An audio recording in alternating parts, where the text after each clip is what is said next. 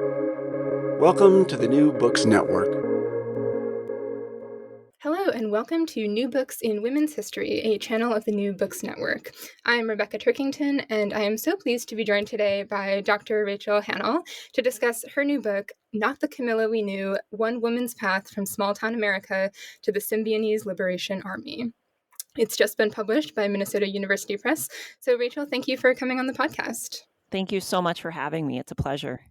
So Dr. Hanel is a former newspaper reporter and copy editor. She's now an assistant professor at Minnesota State University with a master's in history and a PhD in creative writing. Her last book was a 2013 memoir, We'll Be the Last Ones to Let You Down, Memoir of a Gravedigger's Daughter, which was a finalist for a Minnesota Book Award. So the book that we're talking about today isn't one that fits particularly easily under the category of women's history, but I think it would be hard to pin down under any particular category. It's part biography, part investigative journalism, part creative nonfiction, and it's the story of Camilla Hall, who's a young woman from Minnesota who was one of the 5 members of the Symbionese Liberation Army, or SLA, killed in a shootout with the Los Angeles police in 1974. Incidentally, I worked for many years on gender and terrorism policy, and there was a quote from the introduction of this book that really resonated with my experience in that field. You write that Camilla Hall was, quote, characterized simultaneously as a militant lesbian who wholeheartedly embraced revolution, and as someone inept with a gun who only joined because she wanted to be near her former lover. Reporters struggled to find an easy narrative for her life, and when they couldn't find one, they made one up. Unquote. So this is something that I have seen over and over again in writing on women who commit violence, this need to put them into some kind of recognizable category, typically either the irredeemable monster or the naive camp follower.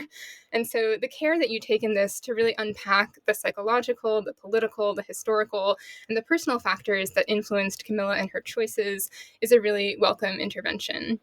The reader gets to see her as being fully human without explaining away the really disastrous consequences of her actions.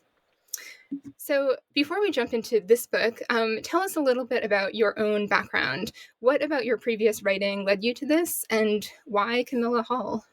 Sure. So you had mentioned that I had worked as a journalist for several years. So by the time I came across Camilla's story, I was still working at my local newspaper. So my background is journalism. I just have always loved writing the stories of other people. I've always loved current events and the drama of real life. Like, it just always was so fascinating to me. And I always loved to write. And so I thought, well, a career in journalism seems like it would be a really great fit. And it was. I loved it. And I came across Camilla's story in 1999. We had an incident in Minnesota where a woman named Sarah Jane Olson was arrested for her involvement in the SLA back in the 70s. And she had been in hiding for 24 years. So the police caught up to her and arrested her.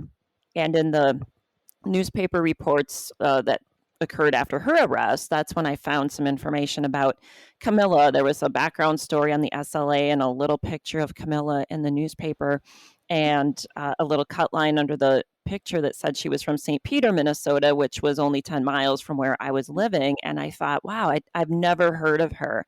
I have always lived in this area. I feel like I was pretty informed on the history of this area and the kind of the weird things that had happened. I'd never heard of Camilla. And so I thought, oh, I want to learn more, because her picture, she has this blonde hair and glasses and she's smiling. She just looked so warm and friendly. And my first thought was, how does somebody like this get involved in a radical terrorist organization? So as I said in the beginning, this is a book that kind of falls in between categories, part biography, part journalism, part even memoir. What other books did you see as models for this as you were writing it? And why did you choose to include yourself and sort of make transparent your research process throughout the book? Yeah, I am fascinated by nonfiction books in which the author is a presence. And when I did my PhD in creative writing, and I did it through Bath Spa University in the UK, it was such a wonderful opportunity to not only produce this creative work as part of my dissertation, but also to do some critical research that accompanied that went along with it. And so I really wanted to investigate the role of the narrator in writing a biography, so that first person voice. And so I was really fortunate to be able to dive pretty deeply into that and see examples from, centuries ago up through modern examples. But the two books that really informed how I wanted to approach this book are The Immortal Life of Henrietta Lacks by Rebecca Skloot and Into the Wild by John Krakauer. So in both of those books, the authors were on the search of somebody who there was very little known about their lives. And in both cases, kind of these huge gaps existing. For Henrietta Lacks, there just was not much documentation about her life at all. And with Chris McCandless for Into the Wild, he was by himself. He went on this adventure by himself, for years at a time, and was in contact with very few people and clearly didn't leave documents behind. I mean, very rarely. So those two were really good models, and I appreciated how we got the narrator's voice. We saw the narrator on the search for these people and what compelled them to do the search. And I just love knowing why the writer is interested, why it's so important to them to find out about this person. And I just really wanted the reader of my book to get that sense of discovery along with me. Well, it makes it really fun being able to peel back that surface a little bit. And let's actually zoom even further out, just for listeners who don't know about the SLA or even really about the status of domestic terrorism in the US in the 1970s. Could you talk a little bit more about the broader historical context here? Who are the SLA? What's the context in which they emerge? Why are they so notorious? Sure. So the SLA was really born out of that very heady time in U.S. history in the 1960s, where you had all sorts of protest movements. The Vietnam War was raging, so people were protesting our involvement in Vietnam. There were a lot of protests regarding social rights and racial rights. And while some gains were made by the end of the 70s or by the end of the 60s, you had the Civil Rights Act, the war. By the early 70s, the war is starting to wind down. There's still this group of people who are still really, really committed to revolutionary thought. Most of the others at that point, they'd gotten older, they got married, had families, they kind of passed off their 60s protest as a kind of youthful adventure. But by the early 70s, there's still this really small but really core group that is saying this is not over. We're still in Vietnam.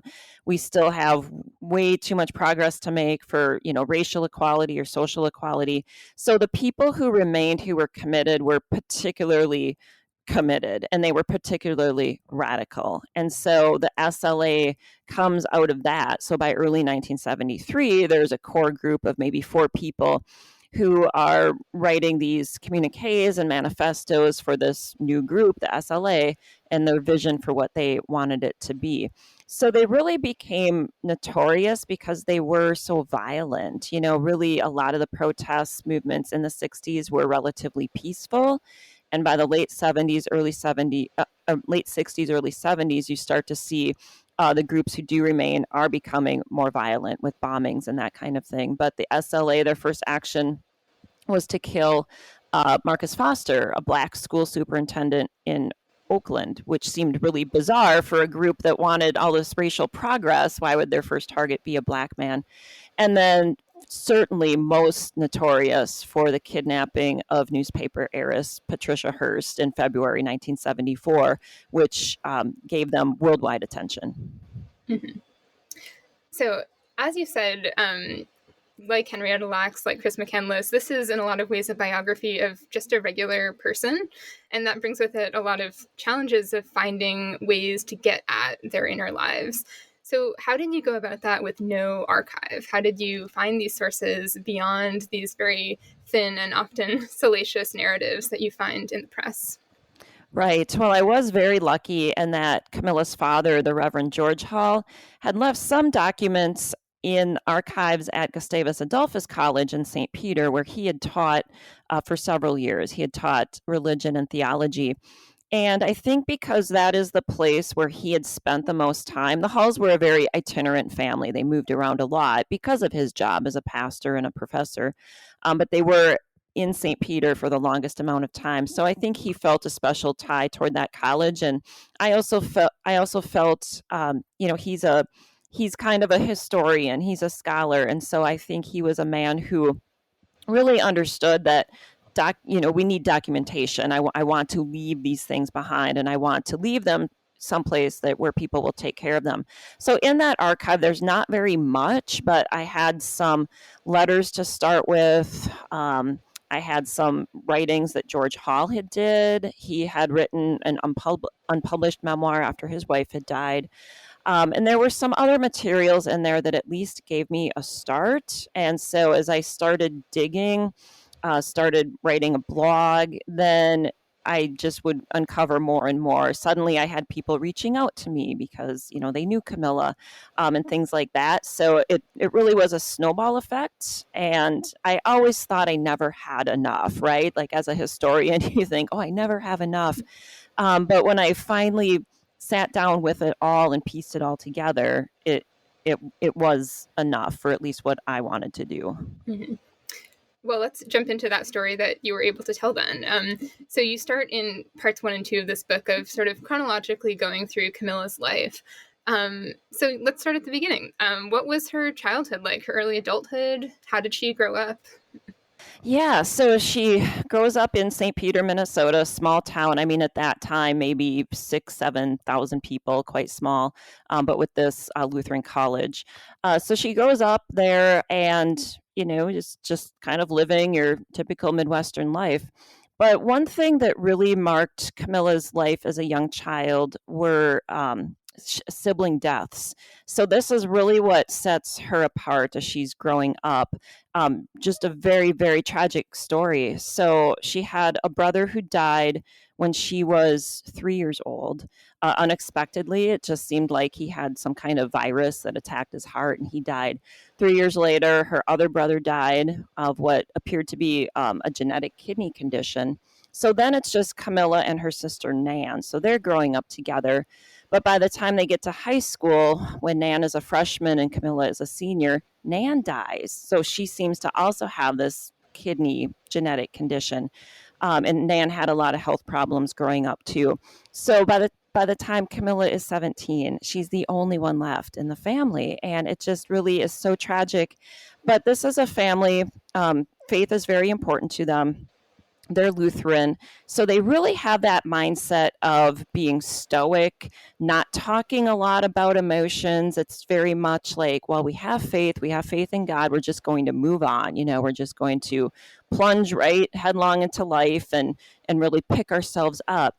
But I think while that on the outside is, a good way to maybe go about your life, I think that grief in that family was really unresolved, and I think ended up deeply affecting Camilla. How could it not?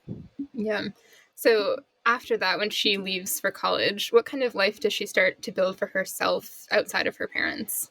Yeah, so she and her parents are disconnected at a pretty early age for Camilla, just in terms of distance. And I think Camilla, by all accounts in high school, she was so outgoing and so friendly. Everyone just loved her. And she seemed to just really be able to handle life with zest and zeal. And I think her parents saw that as, oh, she's independent, she's fine on her own. So actually, during her senior year of high school, her parents moved to a suburb of Chicago and leave Camilla behind, basically. And then she goes to college at the University of Minnesota, but her parents are still in the Chicago area. So there's some distance there right away. Once Camilla graduates from college, she finds a job as a social worker in St. Louis County in Minnesota, and that's up in the northern part of Minnesota. So that's how her post-college career starts out in social work. And I really liked how you show these different moments in Camilla's early adulthood where she has this real idealism about something that kind of comes straight up against the wall of reality. Could you talk a little bit about those junctures, both in this social work career, in her politics, and then later her attempts at unionizing her gardening job? Yeah, sure. So She starts out as a social worker working for counties, and she's primarily working with young unwed mothers. Her first case was a 13-year-old girl, an eighth grader, who is pregnant. And so Camilla's writing letters to her parents and really is quite proud of the work that she's doing and explaining this work that she's trying to do with this young girl and trying to tell her, probably the best option would be to give your child up for adoption, but there was some resistance there. But pretty quickly, again, through letters that Camilla had written to her parents, she's becoming frustrated. And it was that idealism. I think on paper, you think of a social work career in a county system as, wow, I'm really going to help people. But she ran up into some resistance with managers.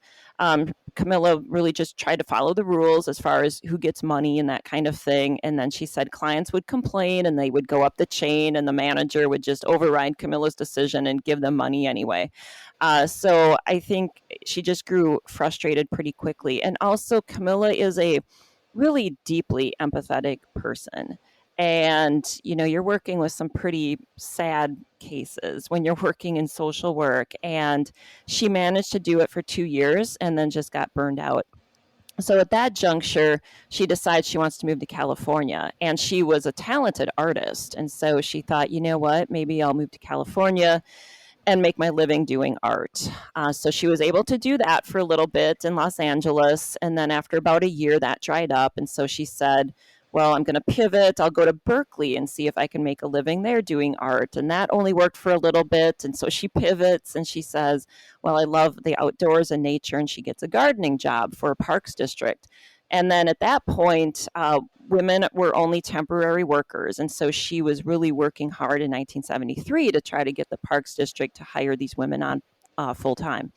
Well, that didn't work. And so this is the end of 1973. So my theory is that because of that disappointment, she was out of a job. This unionizing didn't work out. I think that is when she got back in touch with her friend in the SLA and decided to once again pivot, but pivoted to this really radical group. Well, that's a great transition to part 2 of this book, which sort of chronicles Camilla's path towards the SLA. I'm interested in why you think she would have been an attractive recruit for them, as well as sort of why she would have been interested in their goals. Sure. So Camilla was really an outlier. If you do any kind of reading about the SLA, it's really clear who the leaders were, and it's really clear to see kind of how it was basically like by 1973, early 1973, you have kind of 2 separate circles of people who are kind of doing the same thing, and then they come together later in the year as the SLA. But at any one point, Camilla is not a part of either of those 2 groups. She really is an outlier. So it's hard to know exactly when she was recruited to join. But I do have a theory that it maybe was in the summer of 1973. And the reason for that was perhaps because Camilla actually had some money. So at this time, the group is very small. It's very ragtag. They have a couple of members who have money. And then there's a falling out. And so the money tree dries up because the one woman who kind of was funding them decided to leave the group. So Patricia Soltysik, who had been Camilla's lover, she had been the first person Camilla met when she moved to Berkeley, and they had an on and off relationship for a couple of years. At this point, the relationship was off, but I think Patricia Soltysik might have been thinking about, okay, who do we know? Who do we know who maybe has some money? Who do we know who is into these ideas and would not be opposed, to radical ideas?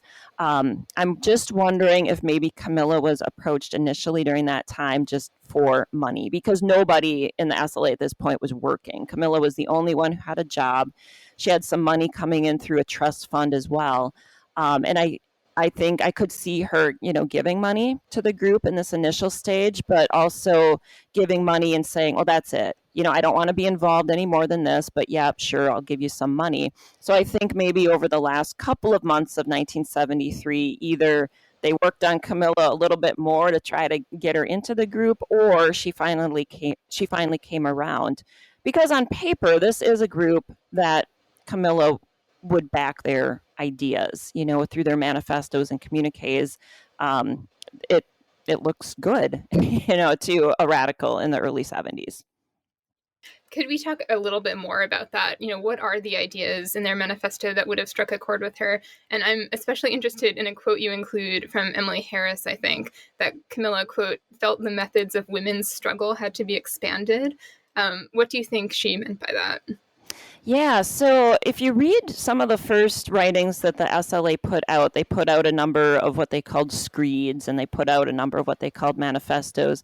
But the very early ones that were developed in early 1973, for example, they are saying this is a group that's going to be made up of everyone, no more fascist ruler class, no more capitalist class. Like, we want everyone to be involved, men, women, Black, white, Asian, older people, the gay and lesbian community, all of that.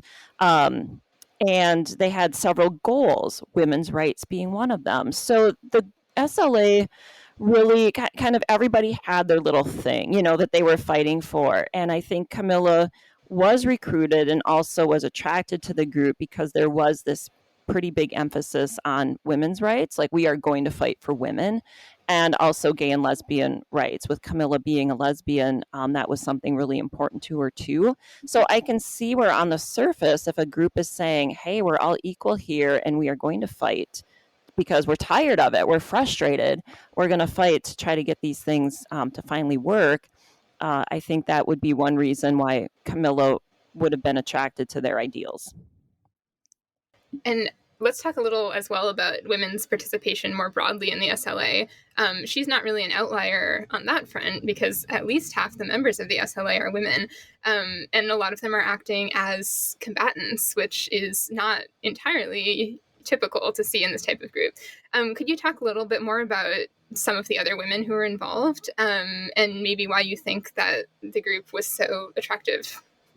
Yeah, it really does set the SLA apart. I mean, they were a very small group, so it's not like they were a group of 5,000 and half were women. They're a group of basically 8, and 5 of them are women. But still, just that alone really did set them apart. I mean, of course, there were women in the over history, involved in this time period all across the world. I think of Ulrike Meinhof, the Bader Meinhof gang, and Leila Khalid of the PLO. It wasn't uncommon, but it was worldwide, but it was a little uncommon in the US. And you did have women involved in, say, the Weather Underground. But in terms of violent action, it's primarily bombings. It's not like, let's dress up in full combat gear and have our guns and we're ready to do this, which is what the SLA was doing. So you're right when you say that they were ready for full battle mode. And a couple of the women, who were part of the group initially definitely had that mindset, where revolution is going to take violence. And their families could see that, their friends could see that. But somebody like Camilla, and there was also a member named Angela Atwood, those two have always been looked at as really the most kind of docile members of the group, and really just more mysterious of why they would have chosen to join something so violent and chosen to join a group that was going to require them to get guns and do all of this gun range training and battle tactics and that kind of thing. So there, the mix of women within the group is quite a variety. So by 1974, Camilla is all in, basically, and is really underground. And as you write, there's really only one main source for what her life was like after she goes undercover, and it's a very unreliable one because it's Patty Hearst's memoir. So I'm interested in sort of what's problematic about that source, and then how did you then try to figure out what her life might have looked like during those last 102 days you chronicle in part 3?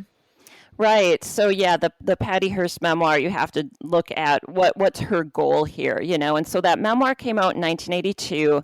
So she had already been, her sentence had already been commuted. So she's been out of prison for about 3 years, but still, she's still a talker. People are still talking about Patty Hearst and still have these really radical viewpoints on, was she really a member of the group, or was she really a hostage for the 18 months that she was part of the group? All of these questions. So, of course, she wants to write a memoir to clear her name, to make it clear why, like, yes, I was a hostage this whole time, and here's why I never tried to escape, and that kind of thing. So, of course, she's going to try to make herself look really good, right? So you have to keep that in mind. But when I was reading the memoir, I thought about the things like just pure description. Here's where we moved. Here's the house that we lived in. Here's the next house that we lived in. Those kind of things. I just thought, well, I don't think she would have a motive to lie about those kind of things, those kind of descriptive elements. So in that way, the book was useful just to trace the path of what this group did in the period between they kidnapped Patty and when 6 of them were killed in Los Angeles. So in that way, fine. I can get kind of a lot of meat from that. But also just knowing who Camilla was as a person. And like I said, even when she joined the group, she was relatively isolated. She didn't really know anyone else except for Patricia Soltysik.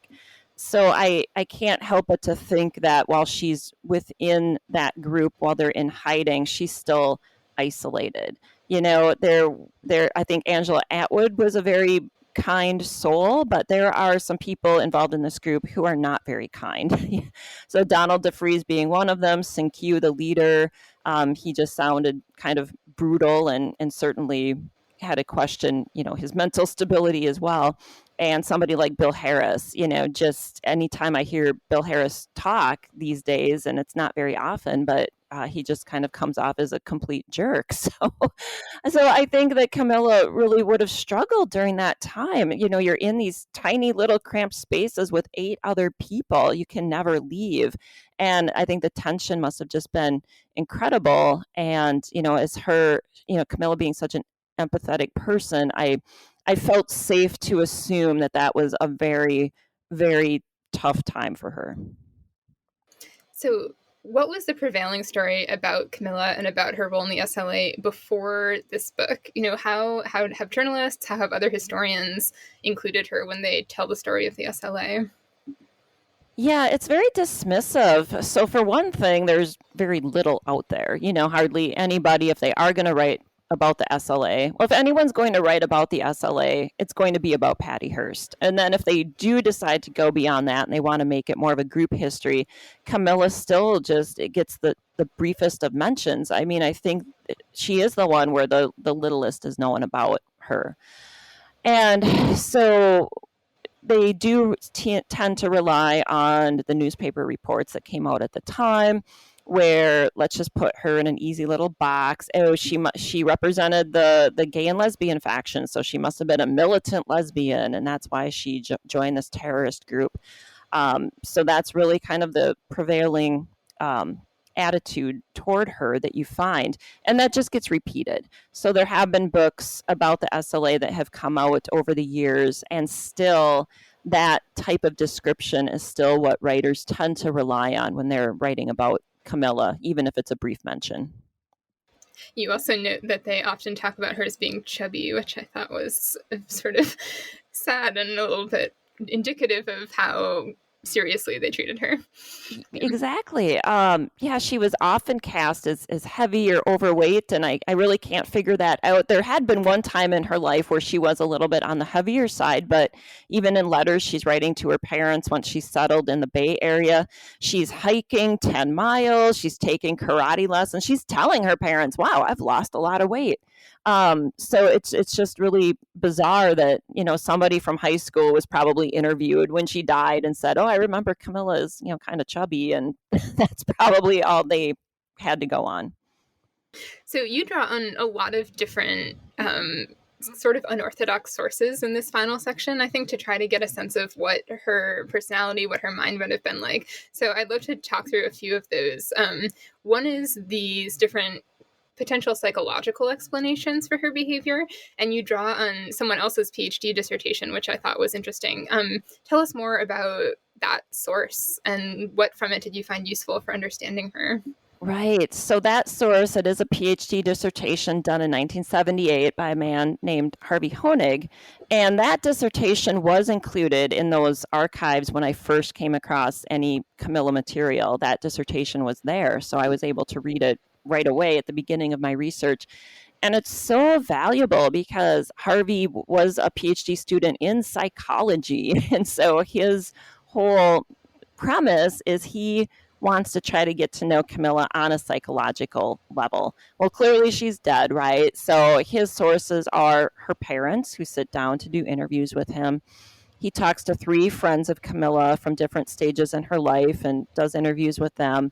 And then he also employs a writer to analyze her poems, and he employs a couple of art therapists to take a look at this artwork that Camilla has done to see like what kind of psychological background informs her writing and her art. So he did just a really thorough job in doing this dissertation. What I love most about the dissertation are those interviews, because by the time I come across this story, her parents are dead.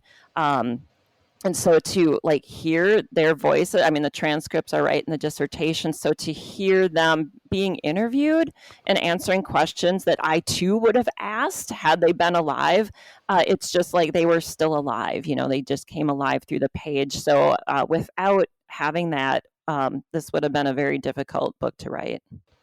And I thought that using her poetry and her art as a source was also a really interesting one. What did you learn about her, do you think, by diving into that visual work, either from the psychologists who are profiling it or even just your own time spent looking at it and reading it?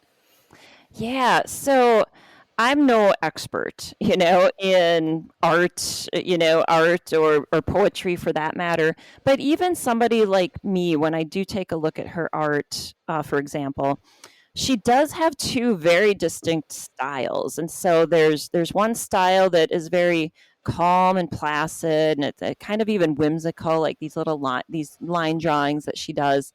And then she has some more illustration type of work where there's often very menacing figures, or there might be a bigger monster type of figure chasing a smaller figure. And it does become clear that, wow, it seems like this is a person wrestling with kind of two very different sides of her. And, maybe that more public side and maybe that more private side.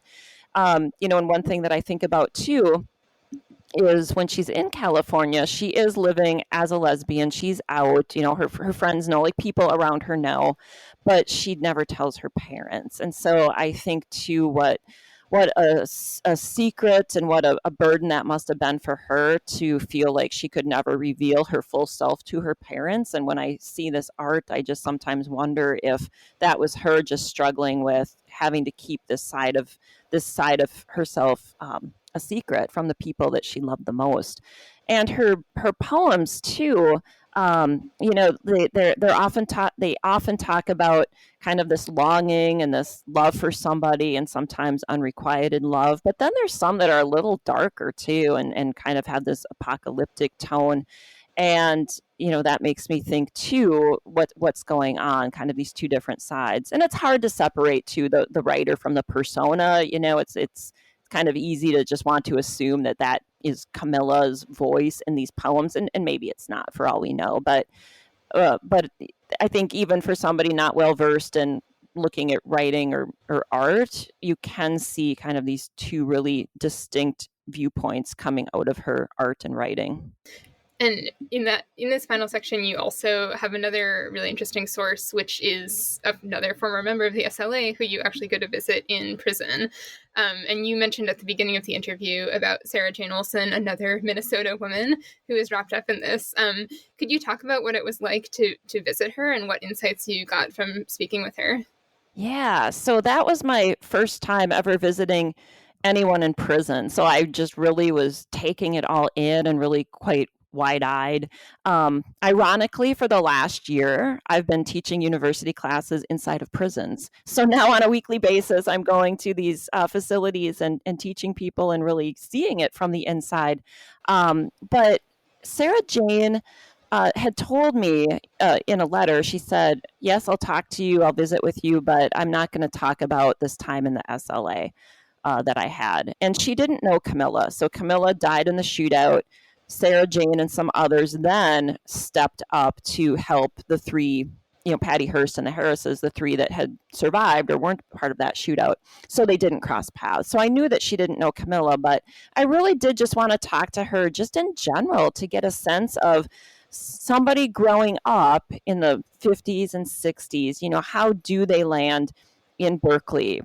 How does their mind shift to say, yeah, I want to support a revolution. I want to support a violent revolution. So I really saw Sarah Jane as a parallel story. So even if she couldn't tell me a lot about Camilla or a lot about the SLA, just talking to somebody who perhaps had that same kind of mindset as Camilla was really helpful. And you mentioned earlier that you first came across Camilla in 1999. So that was now a long time ago. Yes. Why now? Why do you think that this was the right time to write this book? Yeah, I really do feel I believe in divine intervention. I felt that with my memoir too. The memoir was a 13-year process by the time I started writing until the time it was finished. And so at times it felt very frustrating and very long. And I just think, why is this taking so long? But when the memoir came out, I felt like that was the right time. Like everything took that time for a reason. And with this book, I mean, a lot of different factors go into why does it take so long? I'm working, I have a family, I was writing the memoir for a big chunk of that, so I can't write 2 books at a time, so it just had to be shelved for a while. But honestly, right now, it feels like the right time for it to be out because I think the story has a new resonance now that it didn't have even 5 or 10 years before. And that being how much the world has changed in the last 2 years. So I was working on this book. I sat down to really do kind of like, okay, this is one more revision, and then I'm going to be ready to send it out to agents and editors. And I sat down to do that in May of 2020. And I was just starting a sabbatical. So I just finished up the semester and, okay, wow, I have all this time now to work on this manuscript. And then at the end of May, George Floyd was murdered in Minneapolis. And that being only 80 miles from where I live, I mean, it really felt like ground zero where I was watching just this frustration that had been building up for years and years and years just exploded all across the world. And it was at that point where I thought, okay, people living now are going to understand where somebody like Camilla was coming from because it was that exact same type of thing. Like, we are frustrated. We are tired. We have been fighting for years for this thing. Nobody has been listening. So what is our only option? We have to lash out. And then even the January 6, 2021 Capitol riots, that's a completely different side of the ideological spectrum, but it's still kind of that same basis. Like, we are frustrated. We are so angry that we are going to resort to violence to try to get people to listen to us. So I do feel that this story does have a new resonance for today that people will understand. Well, perfect timing because it's coming out next month. Probably 3 or 4 weeks from now, right? Yeah, exactly. And who do you hope is going to read this? What was the audience you had in mind, and who do you think will benefit from this book? Yeah, well, I certainly hope that it reaches people who remember that time. It's really fun when I talk to people about this, people who do remember the 1974 and the Patty Hearst kidnapping. I mean, if people were alive during that time, they remember it, and they have stories about it, and they remember where they were, and a lot of them maybe followed it, through the whole course of it. So I hope certainly people that actually remember that time. But of course, I would like younger people to be able to read it too. I think anybody who is interested in, say, true crime, anyone who is interested in really kind of those psychological stories of why do people do what they do, I hope that it would get that kind of audience. And really, Camilla represents those moments in all of our lives where we have chosen one fork of the road over the other. And that's something that I write about in the book too. I think of myself as compassionate and empathetic, and I want the world to be a better place, and I care about people who are struggling. But, what am I willing to do? I mean, could I, if I had a background like Camilla, like, could I have made those choices too? Because, of course, when we make choices, we don't know how bad they might be. So I hope that people would read this book too, just to get a better understanding of why somebody like Camilla made the decision she did. But, maybe people can even use this story to reflect on their own lives as well. Absolutely. I think what we talked about earlier in this, about these sort of shallow narratives for especially women, but really all people who end up in these kinds of situations, it makes them seem so monstrous and far away. But as you show here, these are really things that could happen to many of us. And it's helpful, I think, to realize how, they're but for the grace of God. Yeah, exactly. But I think that's one reason sometimes we see those narratives that come out, like those really easy, shallow narratives, because it's like we don't want somebody to seem too close to us. We don't want to be able to identify with them. We want to just put them, over there in that little box, and that's where the crazy people are. So there can be something frightening about thinking, wow, maybe I have more in common with this person than I thought. But I think that is important, though, just to understand that we all do have a shared humanity. Absolutely. And this last question might be a little premature since your book isn't actually out yet, but what are you working on next? And do you see a future with this topic, or are you moving into a different direction? Well, I do have several essays that I can go back to now. One of my biggest faults is starting an essay, working on it, getting feedback on it, and then never returning to it. So I have all of these unfinished essays that I think could be finished and, maybe just published separately. I don't know if it's really a collection, but we'll see. I'm in the super beginning exploratory stages of another story. At this point, it's not clear if it would be perhaps just like a magazine article or if it could be a book-length project. It would be a biography, and the person that it would be about is still living. So I would need buy-in from this person, and I'm not sure that I will get that. So not really sure where that's going yet, but that's where I've been putting some of my energies lately. But no matter what I write next, it will be nonfiction. I only write nonfiction. I love history. I love journalism. I've never tried to write fiction or poetry because I'm not interested. So I love true stories, so that will be my next project. Well, thank you so much for coming on the show today to talk about this project. It's been a pleasure. Thank you so much. I really appreciate the time. Yeah. And once again, I'm Rebecca Turkington. You've been listening to New Books in Women's History, a channel of the New Books Network, and we've been discussing Rachael Hanel's new book, Not the Camilla We Knew, One Woman's Path from Small-Town America to the Symbionese Liberation Army. It will be out imminently from Minnesota University Press, so keep an eye out at your local bookstore.